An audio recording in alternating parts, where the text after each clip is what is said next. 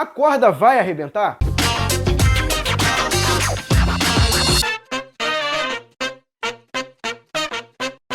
Sejam muito bem-vindos ao Boletim Conservador. Eu sou Valdinei Martins, coordenador do Movimento Conservador aqui no estado do Rio de Janeiro. Hoje eu quero falar com você sobre o cenário que vem sendo desenhado para as eleições de 2022. À primeira vista, pode parecer que está muito cedo para falar sobre a eleição. Afinal de contas, falta mais ou menos 1 ano e meio. Acontece que tudo que será discutido na eleição já vem sendo preparado, articulado agora. E se nós não nos prepararmos, nós seremos pegos de surpresa. E aí ficará muito mais difícil reagir a tudo isso em cima da hora, em 2022. Observe o cenário que vem sendo armado já desde a posse do presidente Bolsonaro. Antes até, Bolsonaro foi para o segundo turno em 2018. Naquele momento, a grande comoção em torno do nome dele, o grande apoio que o Bolsonaro tinha, fez com que aquelas pessoas que não queriam ficar atreladas ao PT, o Lula tinha sido preso há pouco tempo, a Dilma sofrido impeachment, enfim, quem não queria ficar vinculado àquilo que representava a candidatura do Haddad, tentou se aproximar do presidente Bolsonaro. Foi o caso aí do Wilson aqui no Rio de Janeiro, do Dória lá em São Paulo, havia sido, obviamente, o caso do Frota, da Joyce, que já na ida do presidente para o segundo turno, eles já estavam com a vida ganha. Major Olímpio, falecido, já estava com a vida dele resolvido.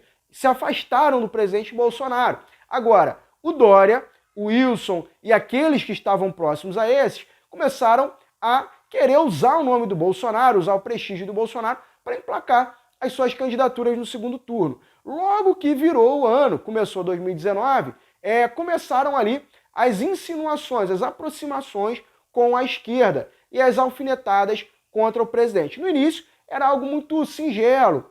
O Rodrigo Maia falava, depois fazia um carinho, enfim, mas quando foi passando o tempo, eles foram se afastando cada vez mais. Esses ataques ao presidente se tornaram cada vez mais constantes, cada vez mais agressivos e cada vez mais vindo de pessoas próximas, chegando até o então ministro da Justiça, Sérgio Moro, o então ministro da Saúde, o Mandetta, e tantos outros, como Santos Cruz, etc.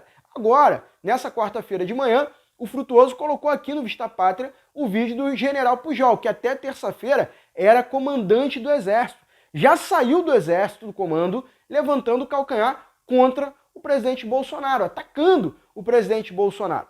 Portanto, nós temos agora essa necessidade de observar esse cenário e perceber, e já nos prepararmos para 2022. Gente, nesse cenário, onde muitos aliados, entre muitas aspas, né, pessoas de dentro do governo, sabotam o governo, trabalham contra o governo, atacam o presidente, a gente não pode imaginar que isso começou de uma hora para outra.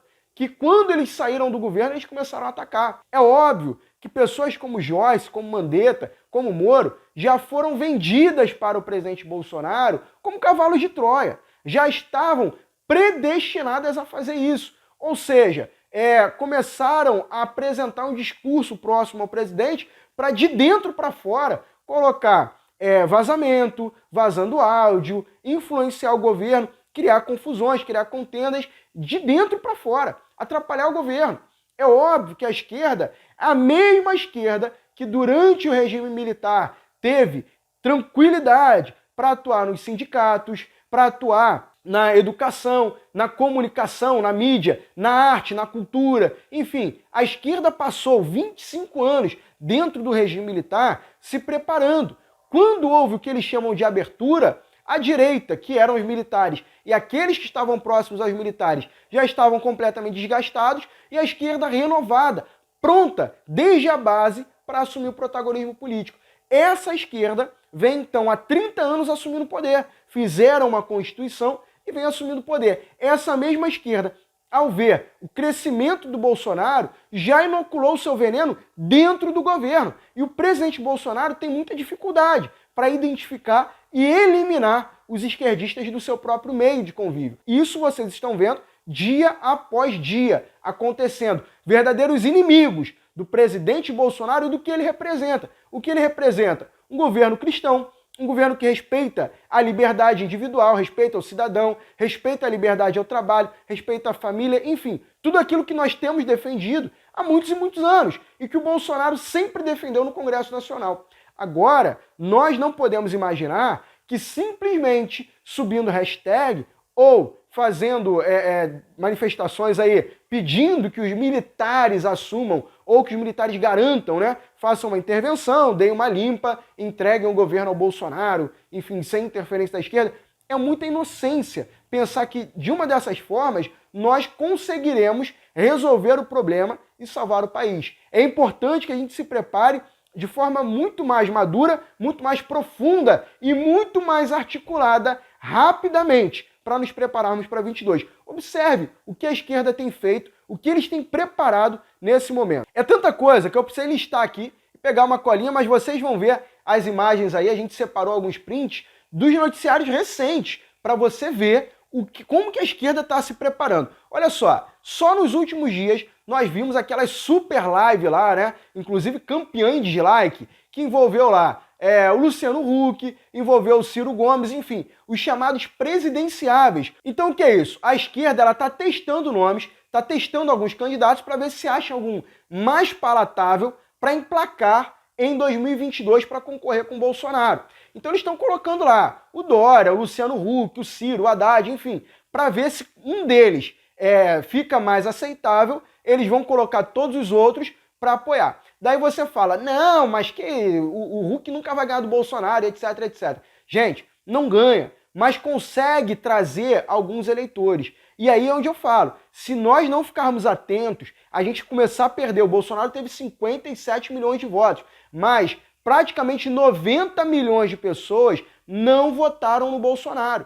Então, se a gente ficar perdendo 1 milhão de votos aqui, 10 mil ali, 50 mil acolá, nós teremos um grande problema. Nós realmente teremos dificuldade de ir para o segundo turno e de ganhar no segundo turno. Nenhum presidente da República termina o seu governo com a maior parte da população o apoiando. Não é assim que funciona, isso é histórico. Agora, nós precisamos manter os nossos eleitores e começar a buscar aqueles que votaram no Amoedo, que votaram numa ala mais liberal e trazer para o nosso lado. Os brancos e nulos também precisamos. É preciso ter estratégia. A estratégia do já ganhou, esse pensamento de já ganhou, está levando a direita a sucessivas derrotas no mundo afora, aqui na América, na Europa. Então é importante que a gente se prepare. Olha o tempo, o trabalho, o dever de casa que a esquerda tem feito. O Alexandre Frota já está articulando com Haddad, com o PT. O que é isso?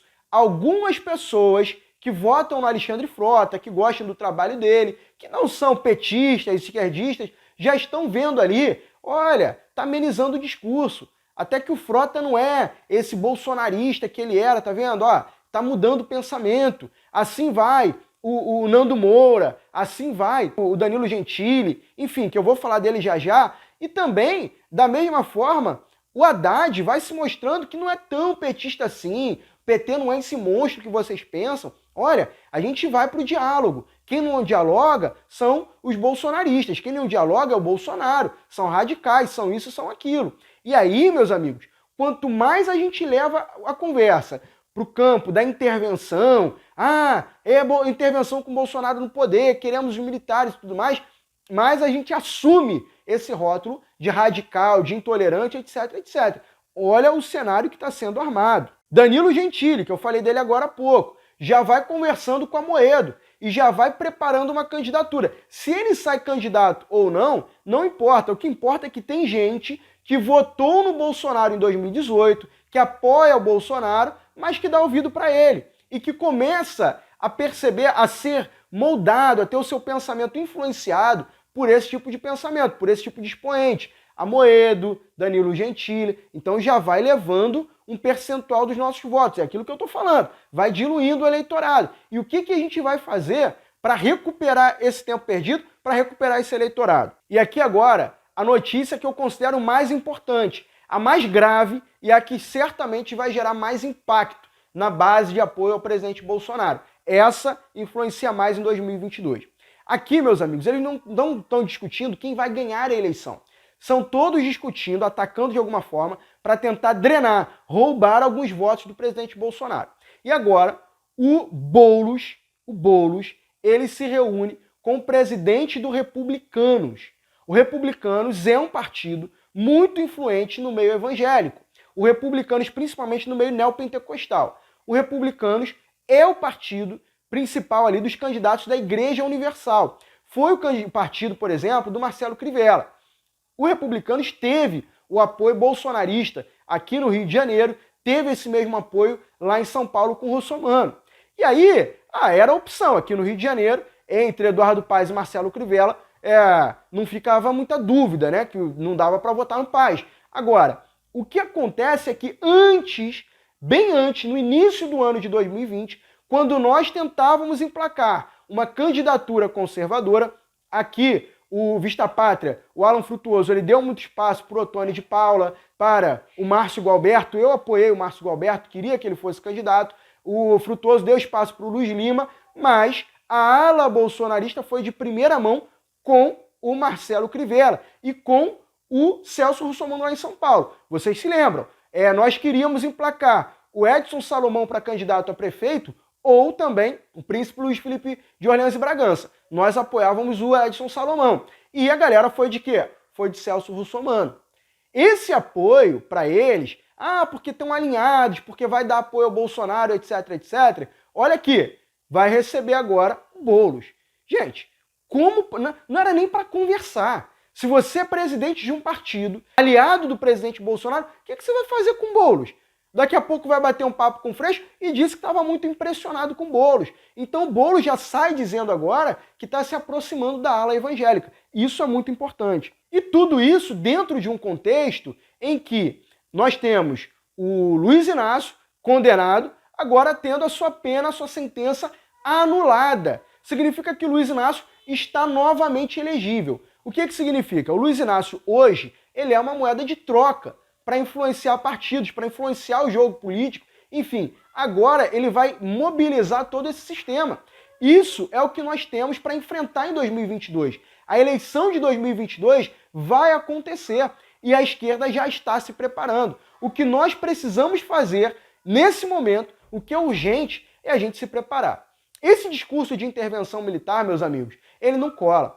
Intervenção militar com Bolsonaro no poder, enquanto o ministro, comandante do Exército, melhor dizendo, ele deixa o comando do Exército atacando o presidente, são esses militares que vão entregar o poder ao Bolsonaro. Enquanto a parte da direita discute intervenção com Bolsonaro no poder, outra parte quer discutir em termos de hashtag, nós temos uma matéria como essa que saiu agora há pouco, onde a Rede Sustentabilidade da Marina Silva, com poucos parlamentares, tem conseguido travar as pautas do governo judicializando, levando tudo para o judiciário, colocando advogados para trabalhar. É isso que nós precisamos. Os parlamentares, quando a gente critica, chama de deputeg, reclama dos deputados, não adianta ficar ofendido, reclamar, brigar com a gente porque está dividindo a direita. É porque nós não podemos mais assistir o aparato da esquerda se organizando, se articulando, enquanto nós tivemos em 2020 um resultado pífio nas eleições.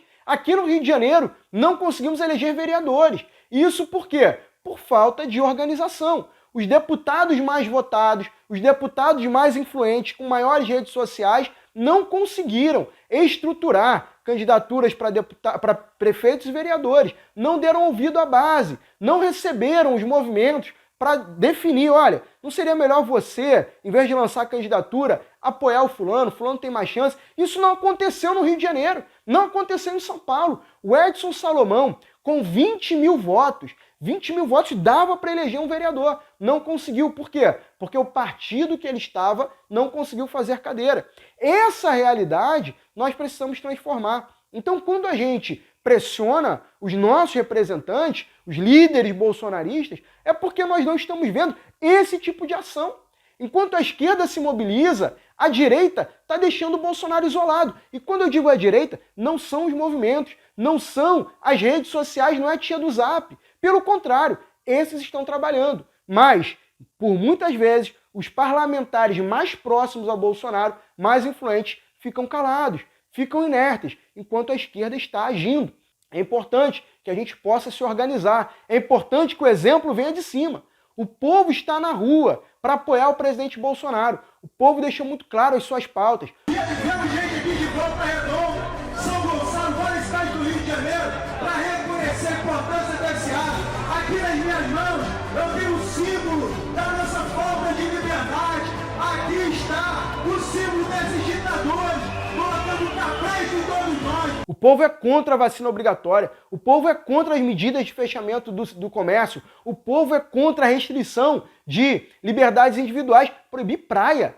E tem parlamentar bolsonarista que fica em silêncio perante isso. É isso que o povo tem cobrado. Então nós precisamos organizar essa base. Nós precisamos urgentemente nos organizar para disputar em 2022 de forma adequada com isso que a esquerda está fazendo. Não adianta querer disputar em 2022 chamando o Lula de ladrão, a Dilma de anta, fazendo arminha e discutindo quem é mais bolsonarista do que o outro. Nós precisamos nos estruturar assim como São Paulo está fazendo. Lá eles já têm Abraham Weintraub e Luiz Felipe de Orleans e Bragança. Um vai sair para governador, outro para senador, muito provavelmente. Temos aí Douglas Garcia para deputado federal, Edson Salomão e provavelmente dois, Edson Salomão e Estéa Papaiano, para deputado estadual em São Paulo. Aqui no Rio de Janeiro, nós estamos tentando preparar isso, procurar algum nome para o governo do estado. Márcio Labre, Márcio Galberto geralmente são cogitados aí nas redes sociais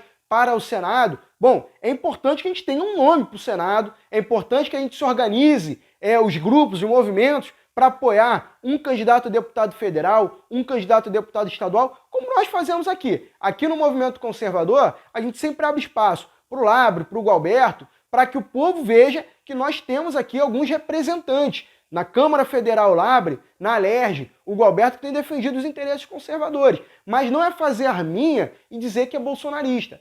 É pegar essas pautas que estão na rua, nas redes sociais, e o político ele não tem que ficar fomentando, provocando as redes sociais. Ele tem que ler as redes sociais, ler as ruas, ouvir o que está sendo falado, ele pegar isso e protocolar em forma de projeto, em forma de processo, de ação jurídica, de ação parlamentar. É isso que nós esperamos, é isso que é ser base de apoio ao Bolsonaro. Não é prestar continência, fazer arminha e fazer hashtag jurando amores ao presidente Bolsonaro. É colocar em ação aquilo que o Bolsonaro diz, aquilo que ele faz no executivo, mas que também precisa ser garantido no legislativo e levado ao judiciário. Esse é o nosso convite, esse é o nosso apelo, e isso é o que o movimento conservador tem feito. Para isso, eu convido você a fazer parte do movimento conservador, www.movimentoconservador.com. Prepare-se através do Vista Pátria, curso Nós Somos o Ocidente, livraria do Vista Pátria aqui, com livros em 60% de desconto, agora na Semana do Descobrimento do Brasil. E também quero fazer aqui um último anúncio para você. No dia 1º de maio, estaremos iniciando aqui o canal do Movimento Conservador no YouTube. Eu deixo para você aqui a chamada do nosso presidente Edson Salomão. Forte abraço e até o próximo vídeo. Movimento Conservador. De Movimento Conservador. Movimento Conservador. Fala galera, aqui é Edson Salomão, presidente do Movimento Conservador. Em maio completaremos 5 anos de existência e nesse período temos combatido fortemente a esquerda e principalmente realizando um trabalho de base para que nós nos tornemos um movimento cada vez mais combativo e independente. E diante disso, decidimos também nos reinventar, principalmente no digital. Então é muito importante que você passe a acompanhar o nosso canal no YouTube, Movimento Conservador, pois lá terá conteúdo novo todos os dias, entrevistas com convidados especiais, informação verdadeira e de qualidade, formação intelectual de base, que é o que nós sabemos fazer de melhor. Se inscreva em nosso canal, ative as notificações